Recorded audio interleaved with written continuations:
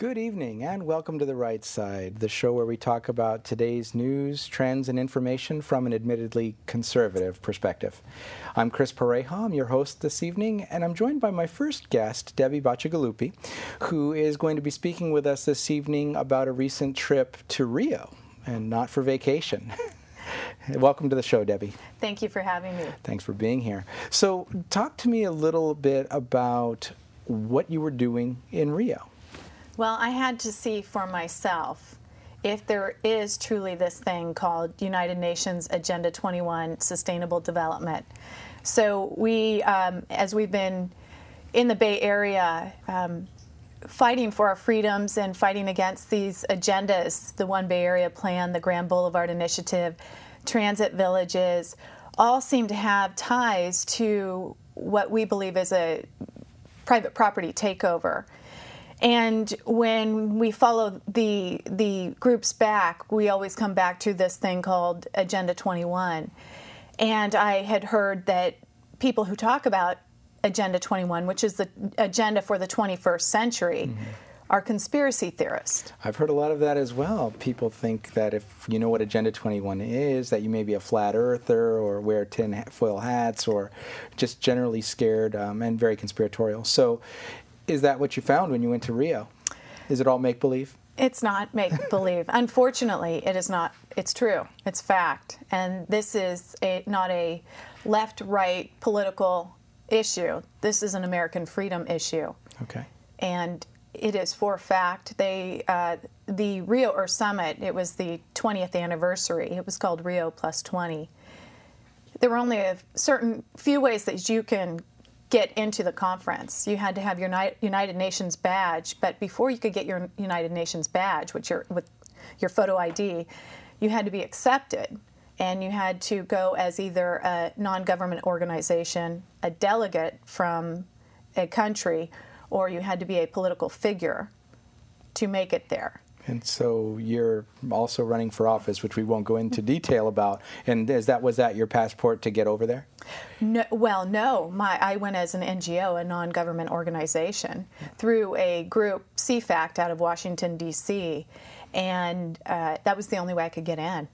It took months for people to get accepted. Okay. The security was very tight, military everywhere, helicopters, surveillance. It was extreme. So it was a closed-door meeting of people from around the world to discuss stuff that doesn't exist, Agenda 21 types of initiatives. Well, it was all about sustainable development, right. And according to the Earth Summit and the 20th anniversary, it was supposed to be about saving a dying Earth, right? And they had so it was supposedly 55,000 people. I don't know that it was quite 55,000 people there. It was supposed to be about that the Earth is global warming and we need to save the Earth. I'm a corporate event planner as well. And there were buses. I've never seen so many buses. I have never seen so many people concentrated in one area. The closest hotel, remember this is about the environment, the closest hotel was about an hour bus ride away. Then when you get there, there's subflooring, there were walls brought in, there was specialty lighting, thousands and thousands and thousands of documents, signs, air conditioning, heaters, brought in restrooms, plants, decor, computers, light, I already said lighting, curtains, everything subflooring with turf on it. As a corporate event planner, who knows green events? This was not green. Well, and also, when you put 55,000 NGOs and politicians in the same room, the carbon output and the greenhouse gases emitted from those people, even before all of the deviant things that they do when the meetings are not in session, is astronomical as it is. Yes, agreed. So what did you find from a content level? You told us a little bit about the environment and that it was obviously a no-cost spared kind of event. Right. What did you find content-wise? They had what they called these side events or breakout meetings. First of all, there's a large room where non-delegates, so that would be you and me coming in as a non-government organization, could get food. So there was fast food, there were like grocery stores, chairs everywhere, coffee. You could get coffee from coffee kiosks everywhere, and then a huge, huge screen. And now on this huge screen was the live meeting going on with all the delegates around the world. And every other word was sustainable development. So when you weren't in this big room eating lunch and throwing away your garbage in just a normal garbage can, then you might be in a side event. Some of the side events were, some of the ones that I went to were, one was about universal health care, and it was the World Health Organization, and how we need to, as a globe, move into universal health care, which Obamacare is one step towards universal health care. Sure. And I was just talking to some teenagers the other day as I've been campaigning, and we were talking about healthcare, and they brought up universal healthcare, and I said, "Where are you learning this?" From our instructors, from our teachers. Universal healthcare means global healthcare at a global level. So I went to one of those meetings with the World Health Organization, and under sustainable development, there's the 3 E's. There's social justice, social equity, economic justice, and environmental justice. You get the point. It's the 3 E's. And the only way sustainable development can be achieved is at a universal healthcare level. So that was one meeting. And it was extraordinary, not in a good way. It was an extraordinary, as in mind-boggling, at the level in which the details for universal health care are being set up. Another meeting that we went to was about surveillance and how we'll have something like 60 billion new surveillance cameras, surveillance devices set up around the world. You know, and someone might say, what really? Countries have planned 20 years for this conference. This conference got, you could look up Rio Plus 20 right now and see massive groups, special interest groups, governments, countries, individual corporations that link to Rio Plus 20. It's like this massive web, spider web of linkages. Extraordinary. Some of the other meetings were about women. We're in, right now in the United States, on this supposed war on women, right? I'm a woman. There's no war on women. But at the Sustainable Development Conference, too, it was all about women. And how do we get women, how do we make the world equal for the women? And how do we get jobs to more women? And I think that's great. But my concern is that at a very deep level, this is about population control. It's not about equal justice. It's not about the environment. I can tell you that for a fact because of all the waste that they had every night, the food, the garbage, everything. The other meetings were about children. Children got a lot of children's meetings and how children should be educated about sustainable development. Everything they should do should be recycling. They should teach their parents before their parents have more children. They should make sure their parents know how to parent. These were the kind of conversations that were going on. Well, children are not sustainable, nor is agriculture, nor is having people that live outside of cities. Those things. I've read some of the biodiversity study information and Agenda 21 information, and it's very specific about what needs to happen and how we need to reduce the world population, et cetera, control who reproduces and who doesn't. Correct. But here in the Bay Area, we're told that, things like ICLEI, which is an organization that falls out of this kind of a scenario, is it doesn't really exist. What happened when you talked to people about ICLEI and sustainable development when you were at Rio? Sure. So ICLEI is the International Council on Local Environmental Initiatives. ICLEI is in most of our local governments, especially here in the Bay Area. I think the only city that doesn't have a partnership with ICLEI is Belmont, California. ICLEI was supposed to be a consultation group to count greenhouse gases. If you look at their tax forms, it's called a Form 990, you could see that the ICLEI, International Council on Local Environmental Initiatives, is to forward Local Agenda 21. If you go back to their 2000, which this is public information, you could go back to their 2000-2001 forms, and it says LA 21. Well, that's Local Agenda 21.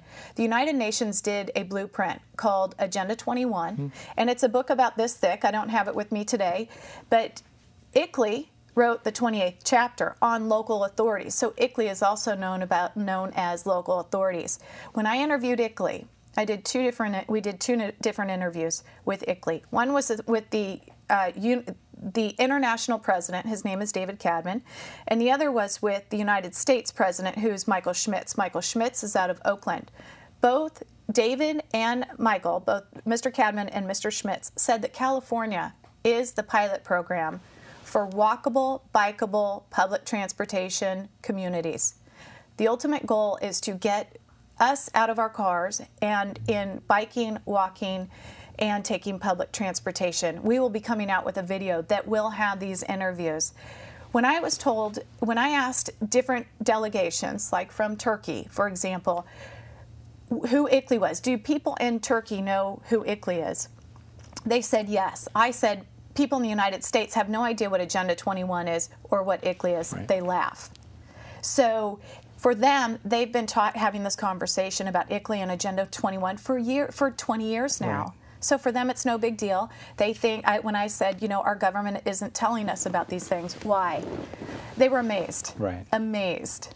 Well, it sounds like you have a lot more to share, and you said you have a project coming up. Can you just give us the name of the project so people can keep an eye out on it? Well, it is going to be a documentary called From Siskiyou to Rio. That's the name that we're coming up with right now. It's with Americans for Prosperity. It's in the works, but they could always go to my website. I do talk about Agenda 21. Okay. On my website, but there's some other great websites, freedomadvocates.org. You can find tons of information, or Democrats Against UN Agenda 21. Okay. That's Democrats Against UN Agenda 21. That's a friend of mine, right, whose website that is. And Rosa Corey speaks. She's a Democrat speaking out against Agenda 21 throughout the United States. Okay. Well, thank you, Debbie, for sharing. Thank you. And we'll look forward to chatting with you again about the topic of Agenda 21 and other things sometime soon. Great. Thanks for having me. And at this point, we'll take a quick break, and we'll be back with our next guest, Bob Ziedman.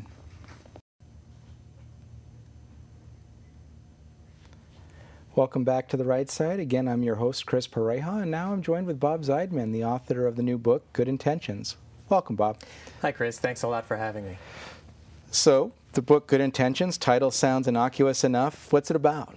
Well, it's about the good intentions, a place that I see that, unfortunately, the United States might be going with a lot of the policies that are being enacted, especially under this administration. And I decided that I would take a look and see what would happen if these policies of entitlement, things like government regulation, class warfare, were taken to an extreme. And so I decided to write the book Good Intentions about that. Okay. And so what it sounds like you're saying is your premise is that the things that are being enacted, in some people's minds, they might actually be doing them for the quote-unquote right reasons, to watch over people, but that there are sometimes unintended consequences of those particular pieces of legislation and action.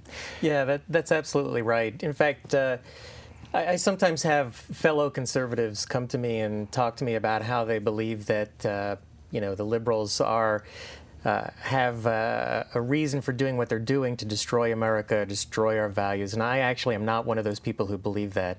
I believe that most people have good intentions, but I think that people, the liberals, the far left in particular, their good intentions have very good short-term consequences, giving a person a boost who needs it.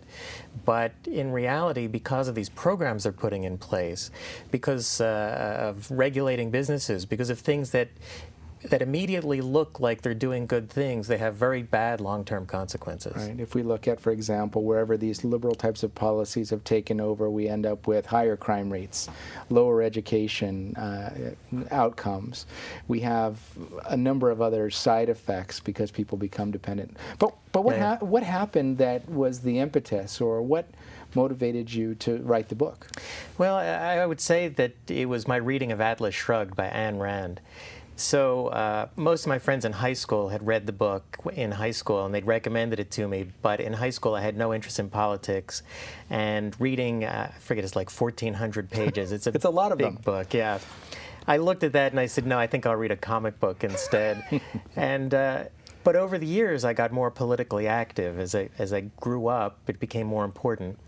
And then in 2008, when Barack Obama was elected, I thought, well, now I should read Atlas Shrugged because I hear it's relevant. And really what happened is the message in Atlas Shrugged what was very relevant about government regulation, about anti-competition. Cronyism, exactly. I mean, you saw it and you said, wow, this is so prescient that this is exactly what's happening. But the thing that I didn't like about it, and I'm going to upset some Ayn Rand fans, but I thought as far as a novel, it didn't work that well. That the characters were too easy to identify. Yes. When somebody walks in the room, if it's a really good-looking guy who's physically fit and dressed well, or a woman, there's one woman basically, very good-looking, dressed well, that's the good guys. Right. And, you know, the fat cats, the politicians, the guys who were sloppy and, you know, overweight, and, well, they were the bad guys and they talked poorly. Right. And you know, everybody made these long speeches. You know, they were great speeches, but after you get to the fifth, the sixth one that goes on for pages, it was tough for me. So I thought, what if I could take the concepts and put them into a book that's more satirical, more fun? Smaller, exactly, and easier read. Yeah. And so, you know, I did that. I hope I did that. And, you know, what I'm really hoping for is that, you know, conservatives, libertarians, objectivists, you know, all read this book and say, yeah, I agree with the message here.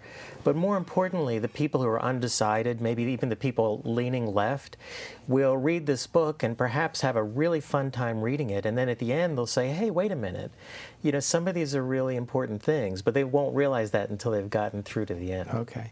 Without obviously giving away too much of the plot, or there particular things that you're proud of that kind of made their way into the book? You know, there's so much in there. Or particular characters that you just identify with personally. Obviously, you will identify with all of them, having them come out of your head. But, I mean, are there particular attributes that... Well, first let me tell you that there are a lot of hidden things in the book. And interestingly enough, I had a reviewer who wrote about the book, and he said, obviously, this character is so-and-so, and this character is so-and-so, and he got it completely wrong. But what was interesting is that he had found something in there to believe in, to match up in the book, and I found that interesting. But I had certain people in mind. But let me tell you the premise of the book, the initial premise. Basically, in the future, we've learned, starting in the early 21st century, we learned that it takes no skills to be president, and so the president is appointed by a random lottery. But as it turns out, there's a secret society that's actually appointing presidents because they need a president who has the right racial, religious, ethnic, socioeconomic background to truly represent America. And it's diversity. Right, exactly. They have a diversity council. It's a pretty funny scene, I think, when they're trying to figure out what diversity means in the future. And so they appoint this man to be president, and he really doesn't want to be president. And so the novel is his journey to try to escape this responsibility. And in the meantime, he's learning about what America's about, all these underground societies, some of which are good, some of which are bad, but kind of instilling in him American values of competition, of true equality, not fake equality. Okay. And in answer to your question, I'll just say there is one thing that I find interesting. There was in every novel, you want to have an emotional connection. Sure. And I had the novel actually written where the main character has an epiphany at some point. I don't think that's surprising. No. But, and I thought, this makes sense. I've laid out the groundwork. I've put him in these situations. People have given talks to him, and he turns around. But I thought, there's no emotional quality to it. And so my wife and I were in the car, actually, on a long drive, and I said, I need to fix this somehow, so I'm going to bounce some ideas off you. And she gave me this idea. I won't tell you what it was, but the idea was actually to create a character who represented a real person in my life. And in the first 5 minutes of the ride, she said that to me, and I said, wow, that fixes the whole story. I had to go insert new chapters throughout the book so that in addition to his intellectual journey, he had this emotional journey. But it's just kind of interesting how those things happen. But it's a character, I don't want to give too much away, but it's a character that had a very personal relationship to the main character in the book based on someone who had a very close relationship to me. Okay, so it's not just about political characters, it is about real people and kind of the journeys that they may go on at the same time. Yeah, I hope so. I hope people can see. I read a lot of novels and see movies, and it bothers me when something comes out of thin air or people do things that don't make sense. Right. And I really tried hard. The biggest block I had writing this was when I'd come up to a situation, I said, it'd be really funny or really important if the character does this.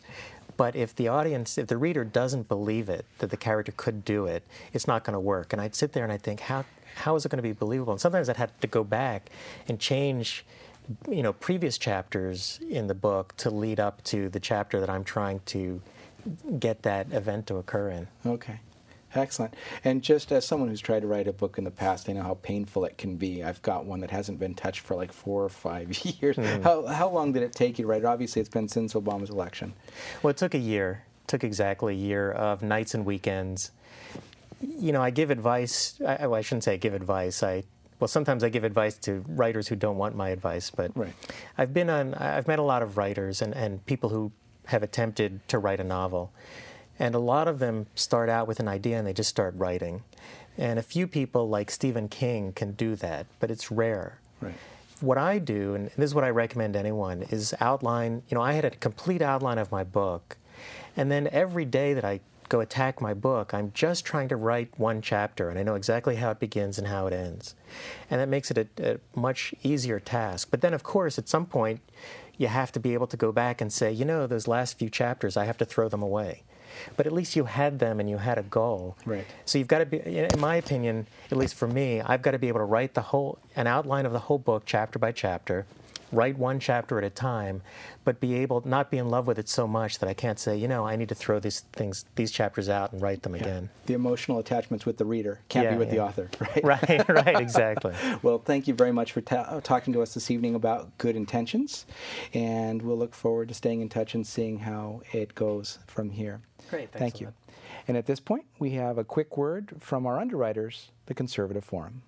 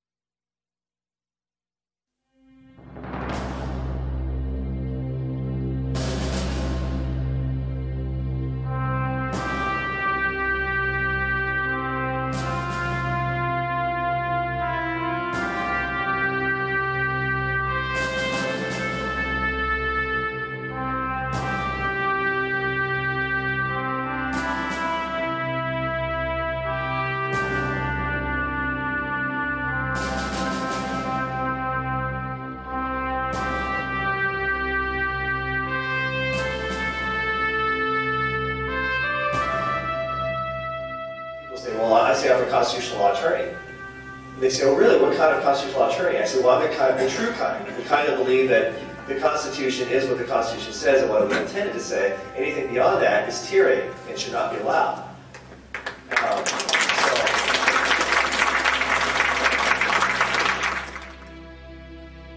So let's come to this, my friends. You ready? The second American Revolution against a ruling class that simply lectures but does not listen or defend the American people. It is government versus the people. Am I right? Yes. Look at the Electoral College example. Right? A leftist popular challenge to states' rights. You think the founders weren't brilliant people? Did they not know what they were doing by carefully calibrating to get the small states and the big states to come together?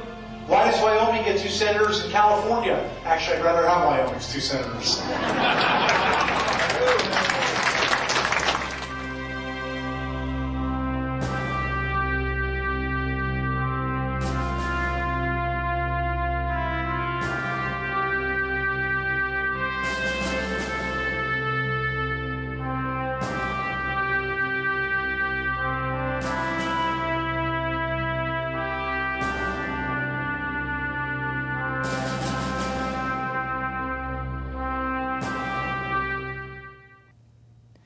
And that was a word from our underwriters, the Conservative Forum. We appreciate the support that they provide to make this show possible.